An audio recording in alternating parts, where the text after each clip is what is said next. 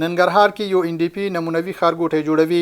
د ننګرهار مرستیال والی مولوي غلام رحمان حیدري سره په ختیځ کې د NDP رئیس اناتولي بالینو او همکارانو په لیدنه کې وویل چې په دې ولایت کې راستنه شوی هیوادوالو ته یو نمونوي ښارګوټی جوړوي چې بشل کورونه د جرګو او مرکو مجهز ځای، لمریزه برېښنا، د اوبو شبکه او نورې اړینې اسانتیاوې ولري. جلالاباد ښار څلورمې ناحیې سیمه کې د یو ودانۍ چارې چې پکې د ښار لپاره تشنابونه، سټورونه او رهایشي کورونه شامل دي پیل شوې. مسؤلین وایي دغه ودانۍ د 12 میلیون افغانۍ په لګښت د ښاروالۍ له داخلي عوایدو جوړیږي. د ننګرهار په یو روغتون کې د لمریزې برېښنا سیستم جوړ شو.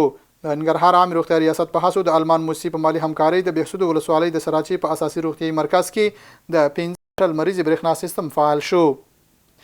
د ننګرهار دور بابا ولسوالۍ کې تاریخي زیارت او لرغونې سمڅې ثبت شوې.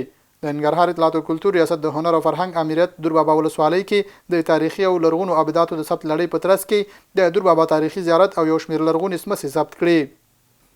د جلالاباد ښاروالۍ لخوا د ښار د ښکلا او روښنایي په پار ټولو ناحیو کې د څراغونو لګولو چارې پیل شوې.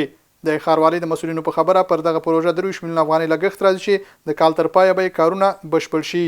ښاریان هم د دې پروژې هرکلی کوي او له مسؤلینو غواړي چې د برېښنای زیاته پاملرنه وکړي. او ننګرهار کې یو شمېر ورزشکاران وایي د تمریناتو لپاره ورته بېلابېلې اسانتیاوې برابرې شوي. دوی دغه راز د بدني روزنې او المپیک ریاست له مسؤلینو غواړي چې د ولایت او هیواد په کچه ورته د سیالیو زمینه برابره کړي.